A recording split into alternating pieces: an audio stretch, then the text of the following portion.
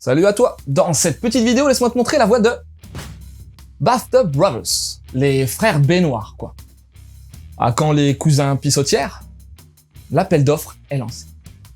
En 2015, Toshifumi Sakurai débarquait pour la première fois en France aux éditions Akata avec Lady Boys vs Yakuza, œuvre faisant alors partie des tout premiers titres de la collection What the Fuck. Depuis, l'auteur est revenu avec deux one-shots plus sérieux, la virginité passé 30 ans et la métamorphose.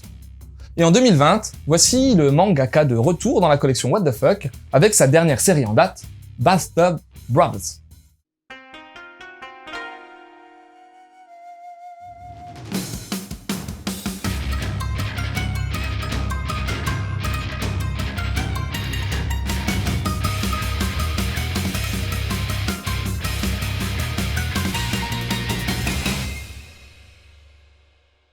Bathtub Brothers nous plonge au cœur d'une catastrophe qui arrivera peut-être un jour, mais que Sakurai met en scène à sa manière.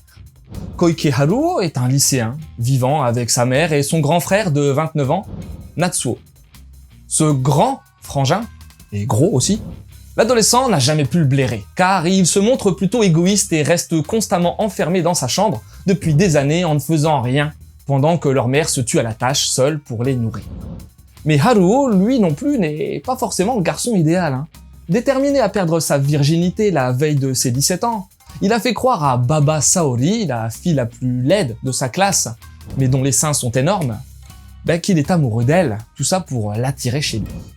Ne pouvant finalement rien faire avec elle, il la renvoie chez elle, s'endort et il se réveille dans l'eau. La surprise est alors de taille. Partout, le niveau des eaux est monté et continue encore de grimper en immergeant tout, tandis que de grands requins sont arrivés là pour manger les gens.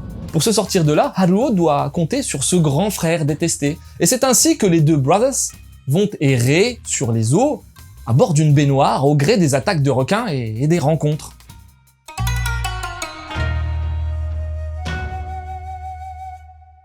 L'auteur nous immisce donc ici dans un récit catastrophe où le mythe de la submersion du Japon semble devenir vrai. À ceci près que la situation ne se limite peut-être pas au Japon. Quel événement a donc pu provoquer cette folle et incessante montée des eaux? Tout reste à expliquer sur ce point, mais on peut imaginer que Sakurai flirtera peut-être avec des thématiques actuelles autour du climat et de la fonte des glaces.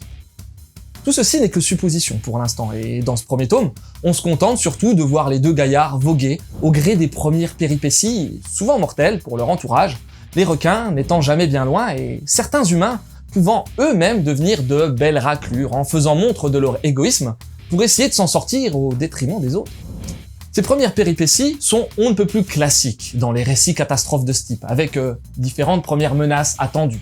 Mais quiconque a lu Lady Boys vs Yakuza sait d'avance que l'auteur a une façon bien à lui de narrer les choses. Ainsi, Sakurai nous déstabilise volontiers en incorporant à la part dramatique du récit pas mal d'instants assez grotesques, voire ubuesques, amenant alors une part d'humour bien à lui.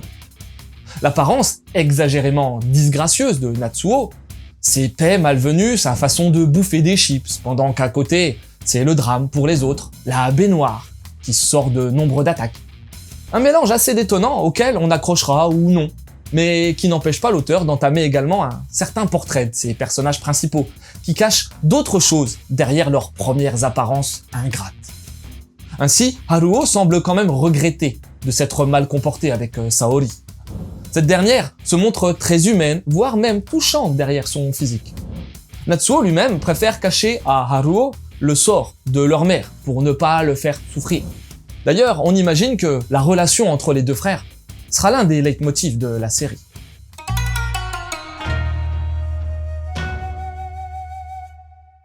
À part ça, sur le plan visuel, en plus des designs déjà évoqués, on peut souligner l'efficacité de la mise en scène du mangaka, bien appuyée par l'omniprésence des décors urbains, réalistes puisque tiré de photos et assez retravaillé pour coller au contexte très catastrophique et aquatique.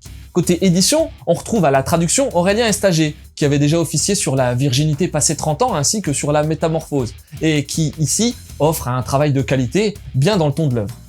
La jaquette de Florent Faguet donne bien le ton en restant proche de celle d'origine, du Japon. Pour conclure, Il faudra voir comment Sakurai Toshifumi compte développer son histoire, mais en attendant, il nous offre des débuts assez classiques dans le côté catastrophe, mais plutôt efficaces, grâce à son ton unique et piquant facilement la curiosité.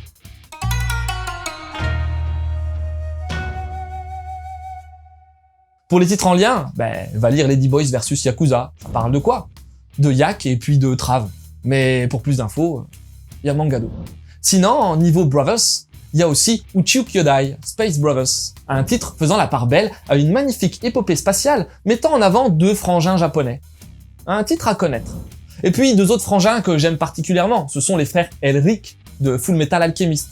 Et comme on a fait un Mangado en lien, je t'invite à cliquer ici pour en savoir plus. Voilà, c'était Loot, j'espère que cette petite chronique t'aura donné envie de lire Bastard Brothers. Je te laisse et continue de suivre la voie du manga, T'as intérêt.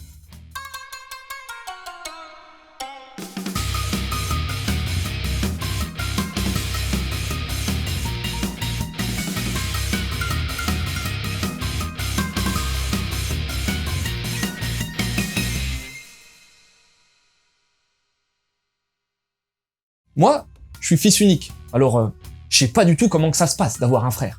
Ni même une sœur d'ailleurs.